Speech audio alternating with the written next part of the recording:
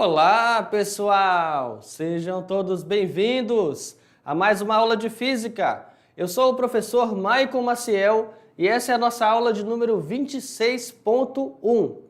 Uma aula que dá sequência numa jornada pelo estudo da mecânica, pelo estudo do movimento dos corpos, o estudo não apenas da velocidade, da aceleração, mas um estudo que também foca em entender a causa do movimento. Ou seja, nós ainda estamos analisando a dinâmica, né? Ou seja, a causa do movimento, quais são as forças. Mais especificamente, nós falamos a respeito das leis de Newton, trabalhamos com o conceito de inércia, trabalhamos com o conceito de ação e reação e, por último, começamos falando sobre o princípio fundamental da dinâmica, que foi a segunda lei de Newton. Então, essa aula de hoje, pessoal, ela tem um pré-requisito, tá? Dá uma olhada aqui na tela. Temos um pré-requisito para essa aula. Dá uma olhadinha aqui, ó. Pré-requisito para a aula, ter assistido ao vídeo do Me Salva, né? Dinâmica, segunda lei de Newton. Então, assim, supondo que você já tenha assistido esse vídeo, porque é um pré-requisito, então você está pronto para o nosso conteúdo desta aula, que é a segunda lei de Newton, parte 3, onde nós vamos aprofundar um pouco mais a respeito das unidades de medida no tocante à força e massa. Falaremos sobre sistemas de unidades, unidades fundamentais do Sistema Internacional de Unidades e unidades de medida derivada. Então, olha só, agora nosso foco ele vai ser em cima de um sistema de medida ou em cima de um sistema de unidades, tudo bem? Então, se prepara, pega o papel, caneta e tome nota. Vamos nessa! Unidades de força e massa. Para isso, você tem um sistema de unidades. Vimos que uma unidade de medida de força muito usada na vida diária é o quilograma-força, ou o kgf. Entretanto, esta não é uma unidade de força mais conveniente quando se trata de empregar a segunda lei de Newton e outras equações da física. Ou seja, essa unidade, tá, de força, o quilograma-força, o kgf, ele é uma unidade usual para a engenharia civil, talvez para a arquitetura, né? Onde se utiliza ali a quantidade de força expressando como carga distribuída. Aí você vai ter o kgf.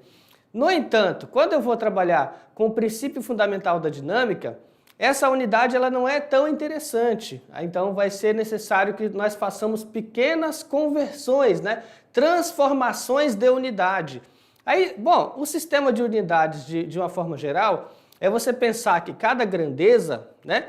A grandeza, aquilo que você consegue fisicamente mensurar, ela pode ter uma unidade, né? Aí você pode ter grandezas fundamentais, grandezas derivadas, nós vamos detalhar isso. Mas cada unidade, ou seja, ela é referente a uma determinada grandeza.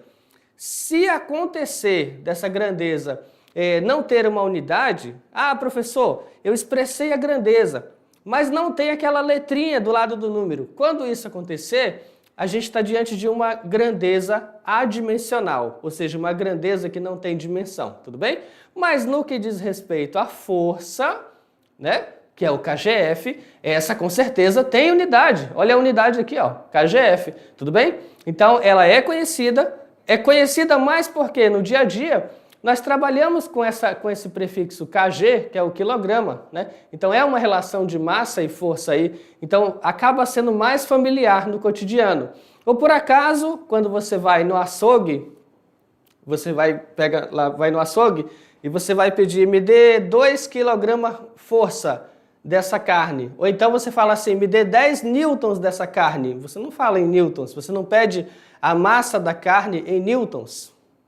Raramente, né? Ninguém faz isso. Então, exatamente, por ser uma expressão do cotidiano, né? Dentro da física, a gente acaba tendo a necessidade de fazer conversões ou transformações. Tudo bem? Vamos nessa.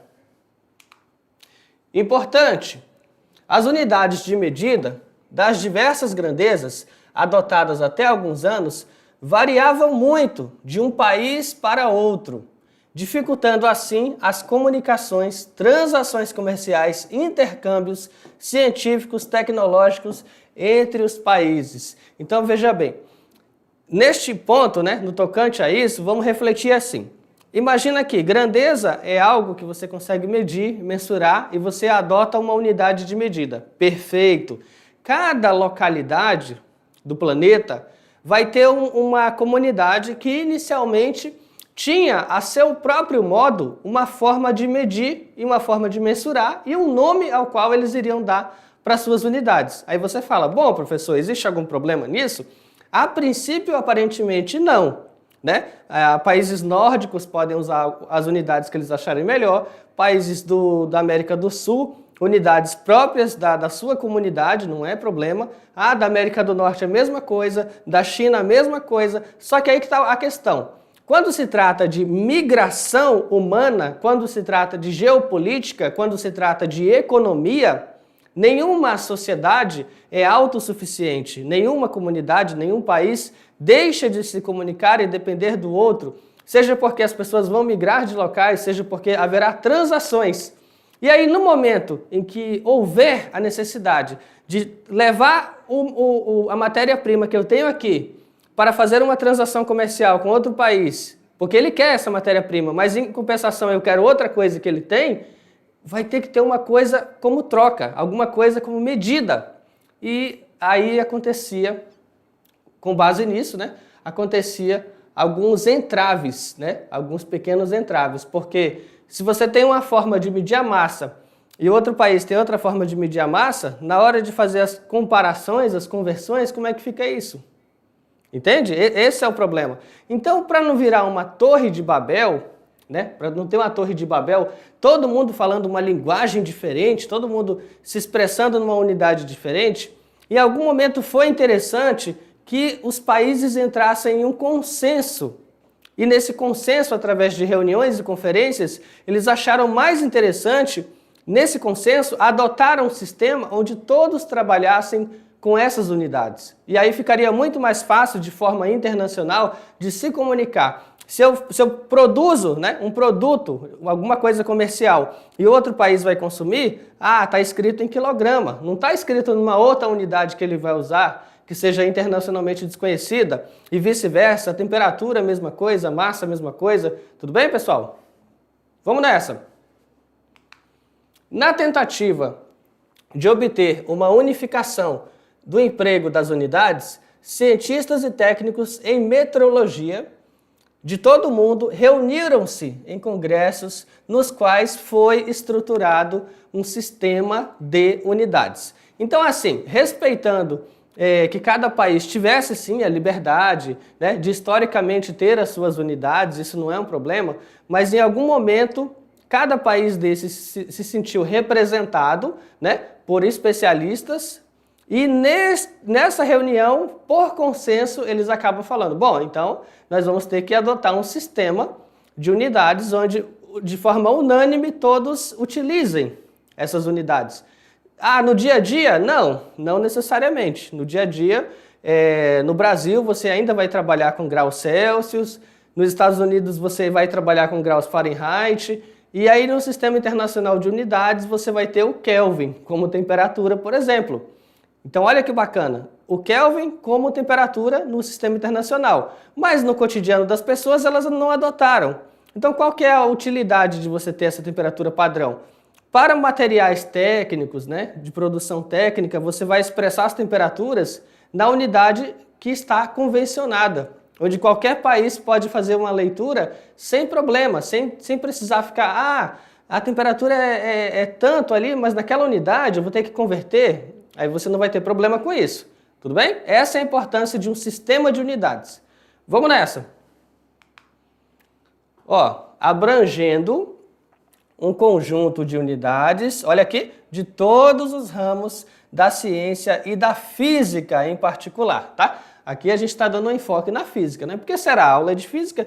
Então, esse sistema de unidades, ele atendeu bem a proposta ao qual ele tinha de unificar, falar uma única língua ao se referir às unidades.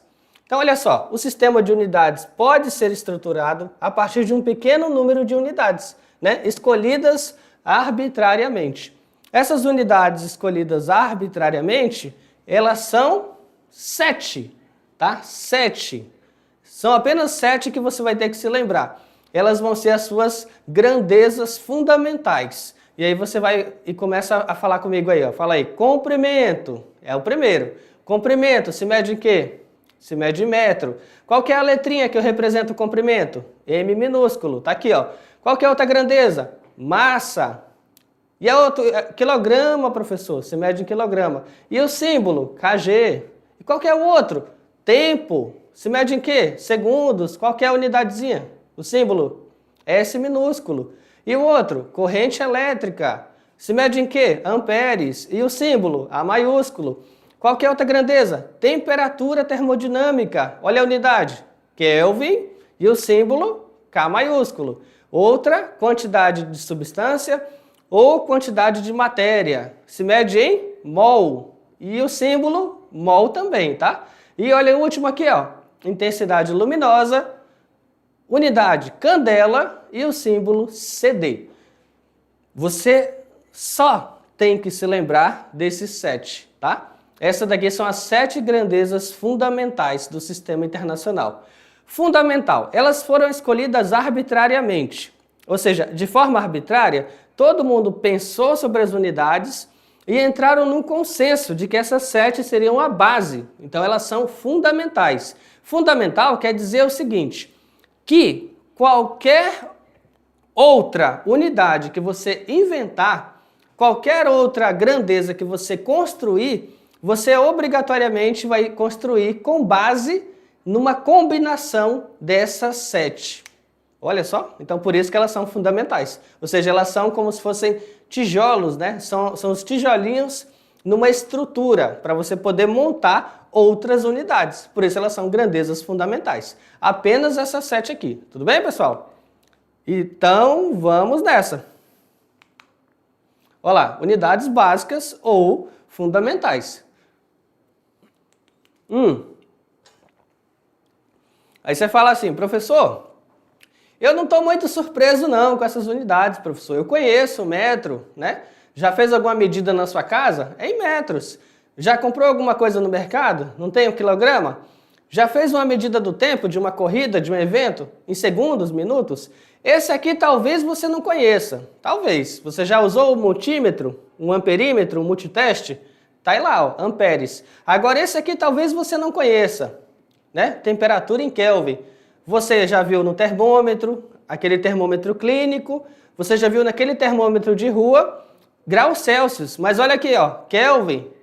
Quantidade de matéria, você já deve ter visto isso em química. E intensidade luminosa, é pouco provável que você conheça essa unidade, tá? Candela, intensidade luminosa, normalmente só tem conhecimento, só conhece essa unidade candela quem já trabalhou ou já esteve muito próximo de instrumentos de fotometria, tá? De ambiente. Aí vai conhecer o candela. Tudo bem, pessoal? Mas via de regra, a maioria dessas unidades, elas são, no Brasil, conhecidas. Mas se você morasse num outro país, né? Se você fosse um norte-americano, se você fosse um inglês, eu te garanto que essas unidades não seriam tão conhecidas. Porque ele pode medir lá em polegada, em jarda, ok? Aí não é mais o metro que a gente conhece. Em massa não se mede em quilograma, tudo bem? O segundo eles utilizam, mas outras unidades são unidades estrangeiras. Porque historicamente eles convencionaram a ter aquela unidade e historicamente eles resolveram manter o sistema de unidades. Tudo bem? Vamos nessa. As unidades no SI, né, usadas na mecânica, podem ser estabelecidas a partir de 3 unidades fundamentais. Ou seja, são as unidades mais conhecidas na mecânica. São elas o metro, né, extremamente conhecido na mecânica, por quê? Porque logo no comecinho dos estudos de mecânica, você estuda a cinemática, onde você tem que calcular onde esse corpo está, qual é o ponto de partida, depois de alguns segundos, qual é o ponto que ele vai estar, qual é a posição final dele, ok, pessoal? Então o metro é muito utilizado, porque a posição do corpo se mede em metros, o deslocamento do corpo se mede em metros também. Outra grandeza aqui, ó, unidade do tempo, em segundos, também muito utilizado em mecânica. Tá? Aí por que segundos é muito utilizado em mecânica? Pelo mesmo motivo. Naqueles estudos de queda livre, lançamento horizontal, o corpo está se movendo em linha reta. Depois de quanto tempo que ele vai sair de uma posição e vai para outra posição? Então você vai ter isso em segundos.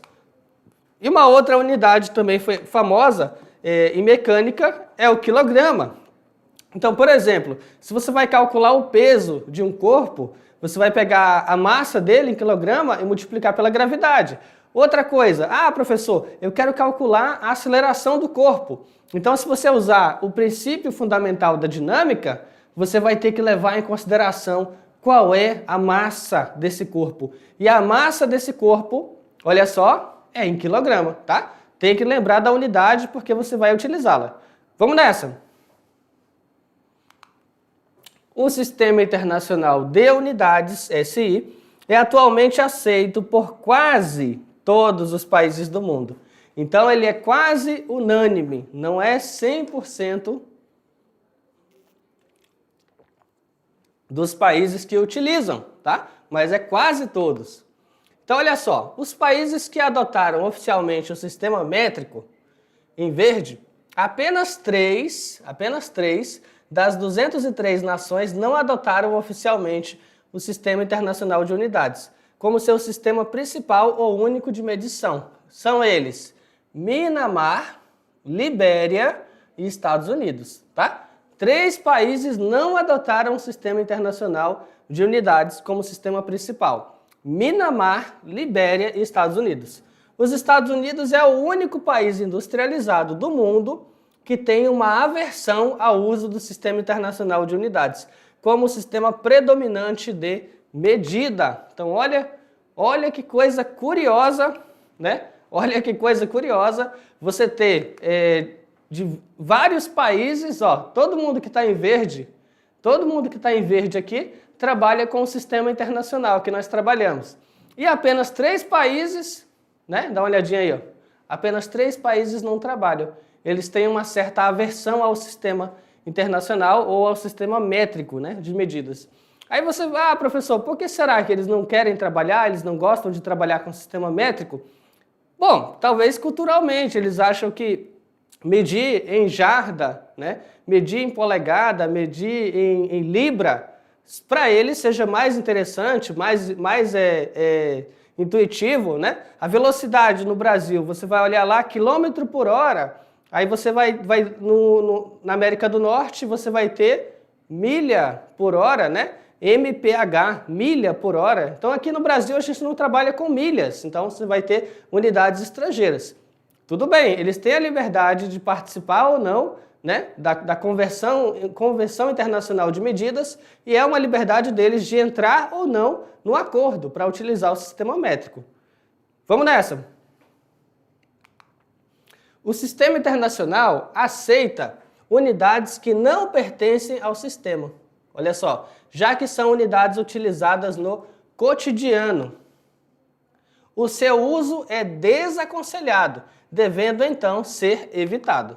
Então, a grandeza comprimento é medida no sistema internacional pelo metro, mas utiliza-se muito a milha em alguns países, em sistemas de navegação, marítimos e aéreos. Então, não é como se fosse uma ditadura, né? Não é como se fosse uma ditadura do sistema de unidades. Eles fazem uma reunião, uma conferência, eles chegam no acordo, né? Um acordo internacional de que aquelas unidades devem ser utilizadas e os países automaticamente têm que seguir e usar só aquelas unidades. Não é assim que funciona.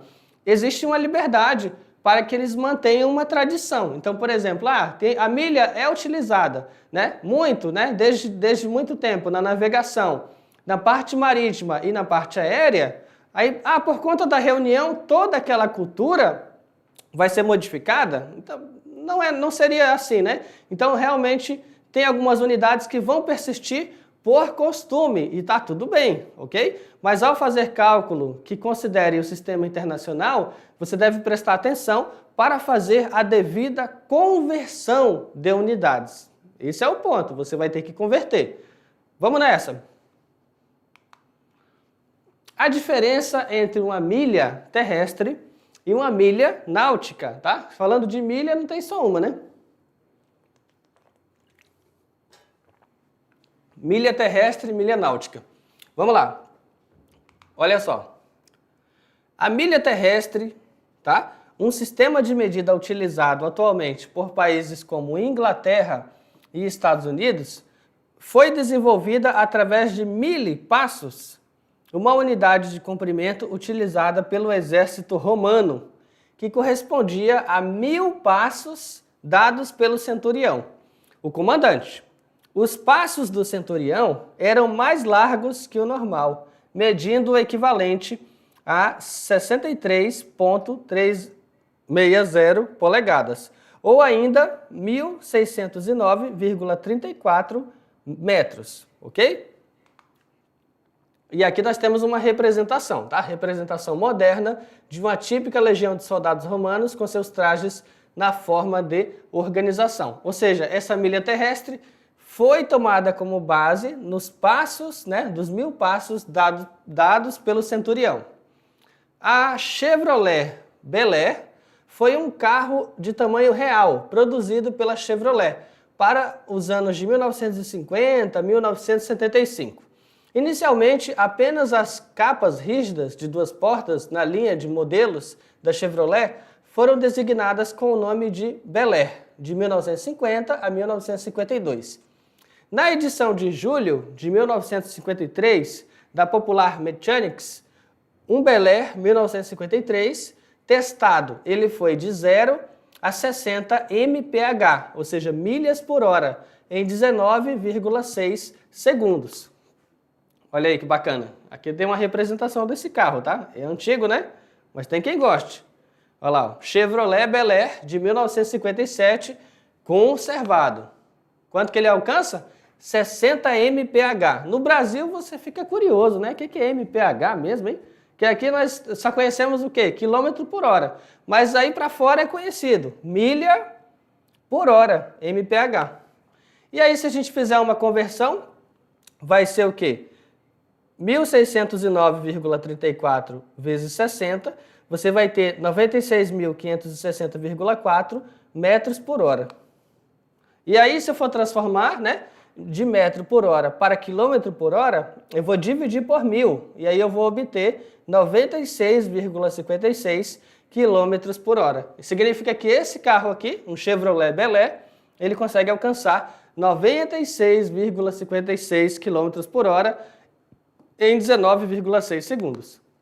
Já a milha náutica é outra história, né? A milha náutica foi desenvolvida de forma científica. Uma milha náutica equivale a 1.852 metros. Agora, de onde que eles tiraram isso, né? Vamos ver. Como a Terra possui um formato arredondado, né? Na verdade, a Terra tem um formato de geóide, né? Mas se aproxima como uma esfera. Tem um formato arredondado, qualquer linha a contorná-la vai ter o quê? 360 graus, né? Uma volta completa. A linha do Equador mede aproximadamente 40.000 quilômetros. Dividindo esse perímetro por 360 e depois por 60, já que 1 grau corresponde a 60 segundos, o valor resultante vai ser a famosa milha náutica, tá? Então a ideia da milha náutica é essa. Dá uma olhada, ele leva em consideração aqui, ó, 1.852 metros, ele vai pegar todo o comprimento, né, que é o perímetro, vai dividir por 360, que é a quantidade total de graus de uma volta completa, e aí ele vai ter o total por cada grau. Aí, dentro de cada grau, ele vai dividir por 60, né, para converter para minutos e segundos. Aí ele pega o quê? 1.852, que vai ser o resultado dessa divisão, tá? Do perímetro pela volta completa e depois pelos 60. Aqui, ó. Milha. Vamos comentar em cima do desenho aqui. Vamos lá. Manda aqui. Ó. Ok? Linha do Equador. Uma volta completa 360. Dividir o perímetro pelo total de ângulo que eu tenho. Eu vou ter aquele ângulo em 1 grau. Aí dentro de 1 grau eu vou fazer uma divisão por 60. Né? Que aí eu vou ter em segundos. Olha que bacana. Isso aqui equivale a 1 milha.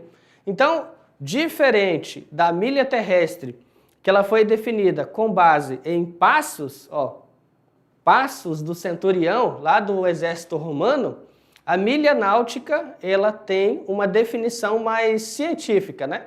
Ela tem como uma definição matemática, geográfica da Terra, né? Vamos nessa. Representação do comprimento do arco do meridiano de 1 milha, correspondente ao ângulo de 1 minuto. Esquema, né? Fora de escala, só para você ter uma noção. Da definição de milha marítima internacional, resulta diretamente uma útil unidade de velocidade, que é o nó. Por definição, um navio que se desloca à velocidade de 1 nó percorre 1 milha marítima internacional por hora. Então está aqui uma outra unidade de velocidade que não é tão conhecida no dia a dia. A menos que você trabalhe, né, na parte marítima, aí você vai saber, esse navio está a tantos nós. Aí você já entende que nó é uma unidade de velocidade. A velocidade relaciona o que com o que? Relaciona milha marítima por hora. Olha lá. Então, um nó é o quanto que você está andando, só que medido em milha marítima, dividida pelo tempo que você está andando em unidades de hora. Olha lá. Ok? Então, quando se trata de um navio, de um cargueiro, de uma embarcação, você não vai olhar para o navio e vai falar assim, e a quantos quilômetros por hora está esse navio, tá? Não é medido igual a gente é acostumado a medir a velocidade da moto, do carro, né? Por convenção, eles utilizam outros sistemas. Então, como comprimento, não é o metro, vai ser o quê? Milha marítima. E por tempo? O tempo, hora, tudo bem. Aí, milha marítima por hora vai te dar a unidade de velocidade dessa embarcação em nó, tá? Vamos nessa. Desata esse nó aí, vamos lá. Ilha do Marajó, no Pará. Tudo que você precisa saber. A Ilha do Marajó é um dos lugares mais encantadores do Pará. Estamos falando da maior ilha fluviomarinha do mundo, ou seja, cercada tanto por rios quanto pelo Oceano Atlântico. Conhecer Marajó envolve belas praias e igarapés e a interessante cultura marajoara, a base de artesanatos, búfalos e a comida boa. Olha que bacana. Olha só. Tá aqui, ó. Aí aqui uma foto, né, da Praia do Pesqueiro, Ilha do Marajó. Margarida Jardim Florido está em Belém, no Pará, e deseja visitar Marajó. Então compra uma passagem de barco para ir até o porto hidroviário de Maracá, distante 31,44 milhas náuticas de Belém. Sendo a partida feita às 9 horas, sabe-se que o barco desenvolve uma velocidade média de 10,5 nós. Pode-se dizer que Margarida chega a Maracá aproximadamente às... Então olha que questão bacana. É uma questão que vai tratar de velocidade média, né? Essencialmente. Só que diferente daquelas nossas aulas anteriores de velocidade média, você não está vendo aí quilômetro por hora, quilômetros, hora. Você está vendo unidades um pouquinho diferentes, né? Quanto que ela está aqui, ó, distante? 31,44 milhas. Qual que é a velocidade da embarcação? 10,5 nós. E aí, sabendo o horário da partida, qual vai ser o horário da chegada? Vamos nessa. Olha lá. Então aqui está uma representação, né? Google Maps. Uma representação da partida e da chegada. Tá? Na verdade, da saída e da chegada. Então vamos lá. Velocidade média vai ser o quanto você se deslocou, o seu deslocamento, dividido pelo intervalo de tempo. A velocidade em nós, vai ser 10,5. A distância que ela vai percorrer, o deslocamento, 31,4 milhas e o tempo é desconhecido. Então o tempo eu vou deixar apenas aí ΔT, ok? Você vai multiplicar cruzado, invertido, e vai isolar o ΔT. Então você vai obter 31,44 dividido para 10,5. Dividiu? Então você vai ter 2,99 horas, ok? Aí, isso vai ser quase 3 horas, né? 2,99 horas, é quase 3 horas. Perfeito. Que horas que foi a partida? Em que momento que foi a partida da embarcação? Às 9. Então saiu às 9. Qual foi o tempo aproximado de percurso? 3 horas de percurso. Então, 9 horas, que foi o tempo que ela saiu. 3 horas foi a duração do deslocamento, então ela chegou às 12 horas, tudo bem? Então, resposta aqui, letra C, chegou às 12 horas. Em caso de terrenos como lotes, fazendas ou parques de preservação, no cotidiano, utilizamos medidas diferentes do metro quadrado, né? Que aí uma unidade famosa para esses lotes e terrenos é o hectare, né? O famoso hectare. Medida agrária muito utilizada no nosso país. Essa é uma medida mais utilizada para calcular o tamanho de áreas rurais e matas. Um hectare equivale a 10.000 metros quadrados, ou 100 ares. A medida é simbolizada por HA, né? Hectare, e sua contagem não depende do formato da área. Enquanto o hectare representado pelo símbolo HA é uma medida internacionalmente reconhecida, o hectare, no Brasil também nós temos o alqueire. E o alqueire é uma medida regional, tá? Bastante utilizada no Brasil. A principal diferença entre as duas unidades é a sua equivalência. Então, olha só, um hectare equivale a 10.000 metros quadrados, ok? Então, olha lá, tem esse campo, né? Aí você vai medir em hectares. E um alqueire? Aí, como o alqueire é uma medida regional, ele vai mudar de um canto para o outro. Então, por exemplo, um alqueire paulista, 24.200 metros quadrados. Um alqueire mineiro, 48.400 metros quadrados. E um alqueire goiano, 48.400 metros quadrados. Então, essa ideia do alqueire, ela é regional, ela pode mudar de um canto para o outro. Um alqueire baiano, 96.800 metros quadrados. E ainda tem o acre, né? Olha só, o acre é uma unidade de medida de terra no sistema usual de unidades nos Estados Unidos, na Austrália, na Índia, no Paquistão e no Mianmar, e faz parte do sistema de medidas imperial. Assim, as áreas agrícolas do país são medidas em acre. Olha que bacana! A origem da unidade remete à área que podia ser lavrada em um dia com um jugo de bois puxando um arado de madeira. Contudo, essa área nem sempre era a mesma, podendo variar por diversos motivos, como as condições da terra. Olha só que bacana, né? Vai ter o animal aqui puxando, olha só, né? Assim, a partir do momento em que a unidade passou a ganhar popularidade, surgiu a necessidade de uma padronização.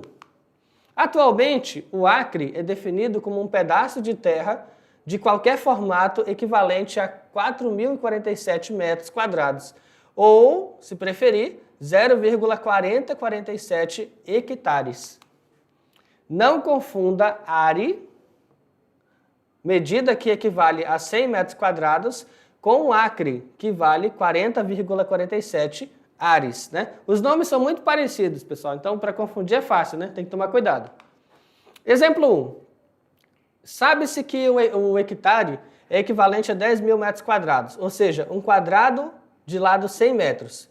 Se os 800.000 habitantes da cidade de Natal fossem uniformemente distribuídos em 172 km², a área dessa cidade, então, é correto afirmar que em cada hectare deveriam morar aproximadamente, então vamos lá, aqui vai ser uma distribuição, né?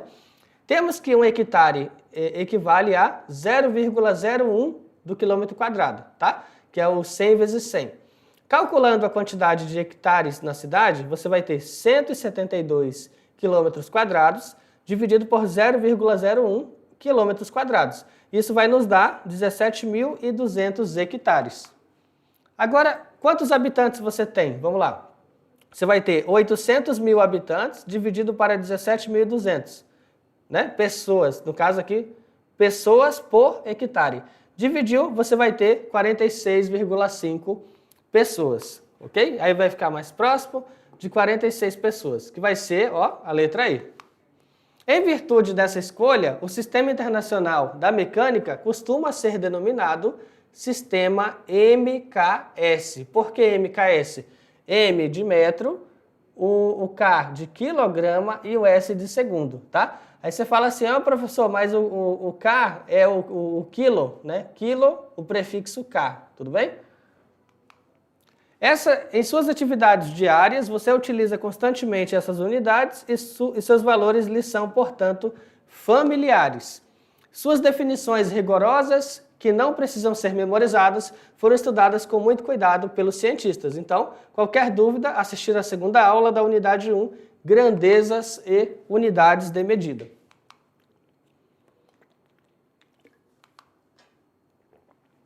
Quando eu tenho uma unidade, né, uma grandeza, que é uma combinação de outras grandezas, eu estou tendo unidades derivadas, obtidas a partir de unidades fundamentais. Então, assim, teremos as seguintes unidades derivadas. Por exemplo, a área é uma unidade derivada, porque a área vai ser metro vezes metro, ou seja, um lado pelo outro, então vai ser 1 metro quadrado. Ele é montado a partir da grandeza fundamental metro, então é uma grandeza derivada. O volume também é uma grandeza derivada, porque eu estou calculando comprimento, largura e altura. Então eu vou ter 1 metro cúbico, também é uma grandeza derivada. Unidade da velocidade também é uma grandeza derivada, porque a velocidade relaciona o comprimento, o quanto você está andando, o comprimento, e o tempo, logo se tornando uma grandeza derivada, porque ela é uma combinação de duas grandezas fundamentais. Ok, pessoal? E a aceleração também é uma grandeza derivada, porque a aceleração ela relaciona a variação da velocidade pelo tempo. Então, velocidade é medido em metros por segundo. Tempo é medido em segundos. Quando eu divido metro por segundo para segundo, eu vou obter 1 metro por segundo ao quadrado. Ou seja, isso é uma grandeza derivada.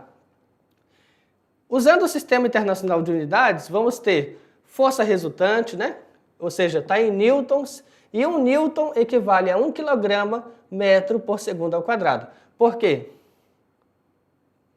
Por quê? Porque, olha só, força é massa vezes aceleração. Então, quilograma, metros, metro por segundo ao quadrado, aceleração. A massa em quilogramas e a aceleração em metros por segundo ao quadrado. Essas são as unidades do SI. Um corpo de massa 2.000 gramas move-se com aceleração 3 metros por segundo ao quadrado. Qual o valor da força resultante em quilograma-força que atua no corpo? Bom, nós vamos utilizar a segunda lei de Newton. Vou substituir a massa dele aqui, ó, por 2. Aí você fala, professor, mas aqui é 2.000. Mas é 2.000 gramas. Então, tu vai dividir por 1.000. Tá? Dividiu por 1.000, você vai obter 2 quilogramas. O valor de A, 3, multiplicou, a força resultante é 6 newtons. Aí, como 1 quilograma força é aproximadamente 10 newtons, então você vai dividir isso aqui para 10, obtém assim 0,6 kg força. Exemplo 3. 2 dinamômetros A e B estão ligados como mostra a figura. Seja força 1 e força 2, as leituras dos dinamômetros A e B, respectivamente. Quando se aplica uma força F na extremidade livre do dinamômetro B, nessas condições podemos afirmar que, vamos analisar, vamos afirmar que a força 1, aqui, a força 1 é igual à força 2, que é igual à força F, tá? Porque, olha só, o dinamômetro A e B estão ligados como mostra a figura, são as leituras, estão equilibrados.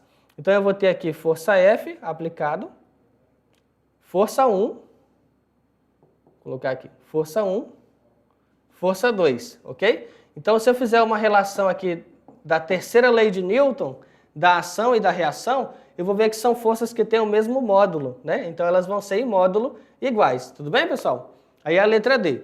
Um carro com massa de 1 tonelada, partindo do repouso, atinge 108 km por hora em 2 minutos. Suponha-se que o movimento seja uniformemente variado. Calcule a intensidade da força resultante. Então, nesse caso, 1 tonelada é 1.000 kg, 108 km por hora é 30 metros por segundo, 2 minutos, 120 segundos. E aí agora, olha só, a aceleração vai ser 30 menos 0, velocidade final menos inicial, dividido pelo tempo. Então vamos ter 30 dividido pelo tempo, 0,25 metros por segundo ao quadrado.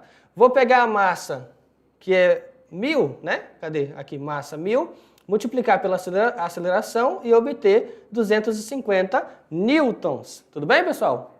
Então, olha só, esta foi a nossa aula de hoje, tá? Eu espero que você tenha gostado e, ei, até a próxima!